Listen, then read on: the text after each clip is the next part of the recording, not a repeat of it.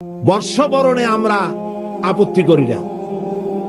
আপনি বছরের প্রথম দিন আল্লাহ আল্লাহ করবেন, অসুবিধা কি? আপনি মুনাজাত করেন, আয় আল্লাহ, বিগত বছরে যত গুনাহ করছি, এই যে পয়লা বৈশাখ আসতেছে না, আপনি বলেন আল্লাহ এই গত বছর যত গুনাহ করেছি মাফ করে দাও, আগামী বছরটা নতুন বছরটা আমার জন্য ভালো করো।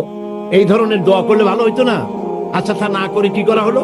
মঙ্গল প্রদীপ জ্বালানো হলো, রাখি বন্ধন বাঁধা হলো, উলুধ্বনি দেওয়া হলো, কপালে তিলক পরা হলো, মেয়েদের গালে যুবক ছেলেরা উল্কি আঁকায় দিল।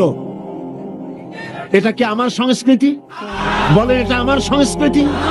তারপরে বড় বড় ময়ূর, রাক্ষস, কুত্তা, গাধা, গরু, এগুলির মুখোশ বানিয়ে মুখোশ পরে রেলি করা হলো। এটা কি আমার সংস্কৃতি? বছরের পয়লা দিনে মুখোশ পরার সম্পর্ক কি আমি বুঝি না।